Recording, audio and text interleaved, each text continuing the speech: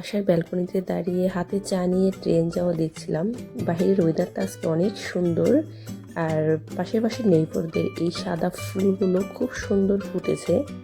ফুলগুলোর নাম হলো Angeles trumpet. খুব সুন্দর একসাথে যখন ফুটে না, দেখতে অনেক ভালো লাগে, সাদা রঙের। আর ফুল সেটা কিন্তু গাছেই দেখতে সুন্দর।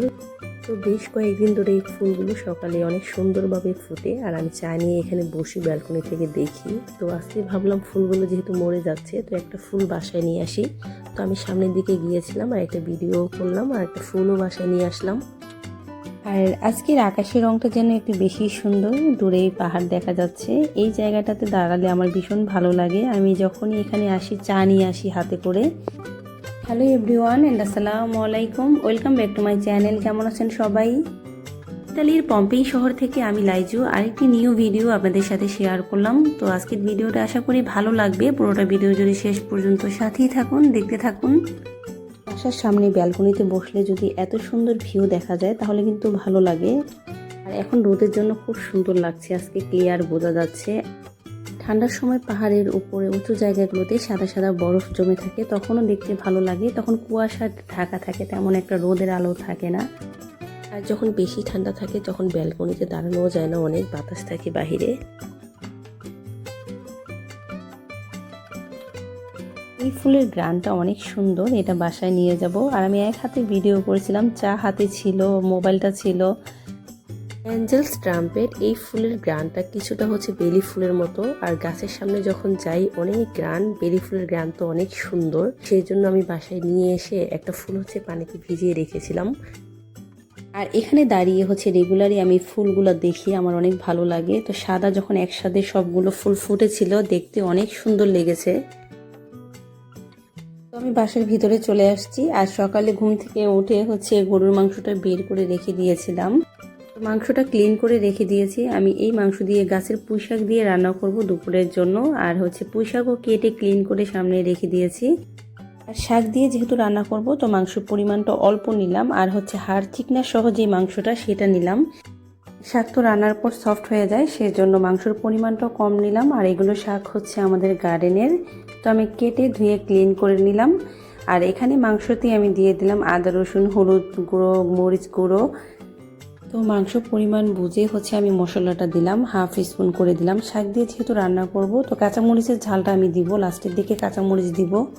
মাংসর সাথে আমি গরম মশলার গুঁড়া দিলাম, আর হচ্ছে জিরার গুঁড়ো দিছি। আর এখানে হচ্ছে দারচিনি, এলাচ, তেজপাতা দিলাম। তো এর সাথে অ্যাড করলাম পেঁয়াজ কুচি, লবণ, তেল। তো এখন ভালোভাবে মাখিয়ে আমি বসিয়ে দিব চুলায়। মাংসর সাথে সব মশলা মাখিয়ে হচ্ছে ঢেকে বসিয়ে দিলাম। চুলার ফ্লেমটা হচ্ছে কমিয়ে দিয়েছি। আর চুলার গ্যাসের ফ্লেমটা মিডিয়াম করে রাখলাম, যাতে আস্তে আস্তে মাংসটা সফট হয়। আর মাংস থেকে যে পানিটা বের হবে সেটা দিয়েই হচ্ছে কষিয়ে নিব, তারপর গরম পানিটা অ্যাড করব। আর মাংসটা এখন পানি শুকিয়ে কষানো হয়েছে, তো গরম পানি অ্যাড করে দিলাম। তো বিফটা ভালোভাবে কষিয়ে গরম পানি অ্যাড করে হচ্ছে ঢেকে রেখে দিলাম। এখন কিছুটা টাইম কুক করে তারপর মাংসটা সফট হলে শাক অ্যাড করে দিব, কারণ শাক হতে তেমন একটা টাইম লাগে না। তো মাংসটার পানিও কমে গেছে আর সফট হয়ে গেছে। আর এখন হচ্ছে পুঁইশাকের যে ডাটাগুলো আছে সেগুলো আমি দিয়ে দিচ্ছি। পুঁইশাকের ডাটাটা হতে একটু টাইম লাগবে, শাকটা আমি কিছুক্ষণ পরে দিব সফট হওয়ার পর।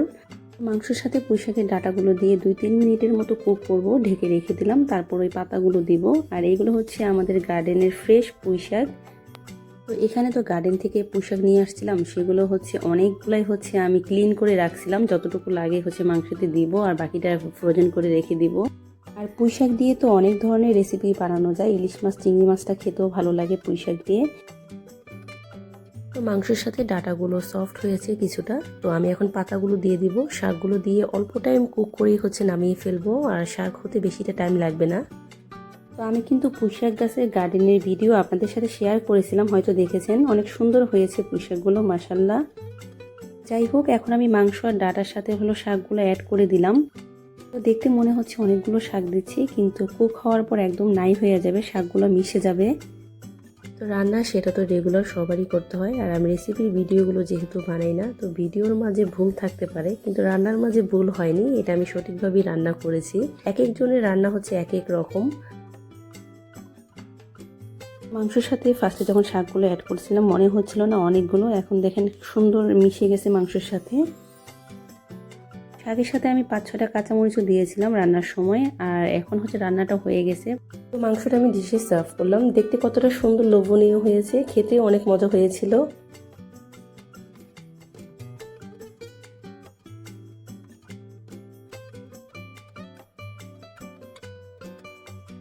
আর এখানে হলো মসুর ডাল দিয়ে ঢেঁড়স রান্না করলাম। এটা দিয়ে যদি ভাত মাখিয়ে দিই জাইফকে, ও সুন্দরভাবে খায়। ঢেঁড়স দিয়ে ডাল এই সবজিটা হচ্ছে জাইফের জন্য, ও অনেক পছন্দ করে। জিয়ানও খায় কিন্তু ওর আব্বু একদমই এটা পছন্দ করে না। তো বাচ্চাদের জন্য এটা রান্না করলাম। আর আমাদের জন্য হচ্ছে মাছের ভর্তা বানিয়েছিলাম, মাছ ভেজে, ইলিশ মাছ ভেজে হচ্ছে ভর্তা বানিয়েছিলাম। এখানে অনেক মজার একটি খাবার এটা। সাথে তো পুঁইশাক গরুর মাংস ছিলই, আর ভর্তাটা অনেক মজা হয়েছিল। তো ইলিশ মাছের লেজগুলো হচ্ছে আমি আলাদা করে রেখে দিয়েছিলাম, সেগুলো ভেজে, আর সাথে ইলিশ মাছের ডিমও ছিল।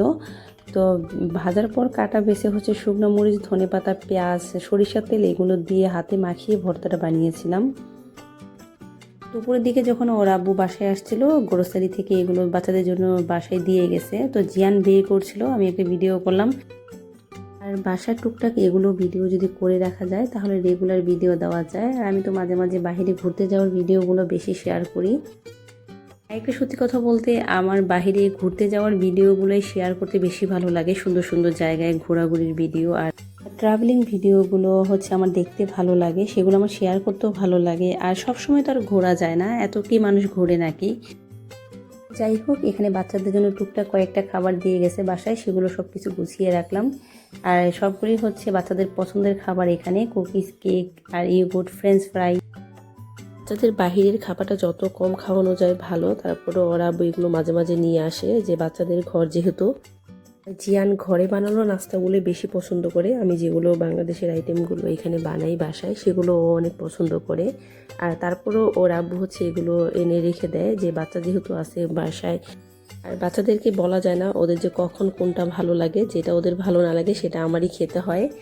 আর জিয়ানের এগুলো খাবারের প্রতি কোনো আগ্রহই নেই। এই নুডলসগুলো হচ্ছে জাইফের জন্য এনে রেখে দেয়। এটা হচ্ছে ঝাল কম, তো সেটা গরম পানি দিয়ে ভিজিয়ে দিই। এগুলো 5 মিনিটসের জন্য গরম পানিতে ভিজিয়ে রাখলেই হয়ে যায়।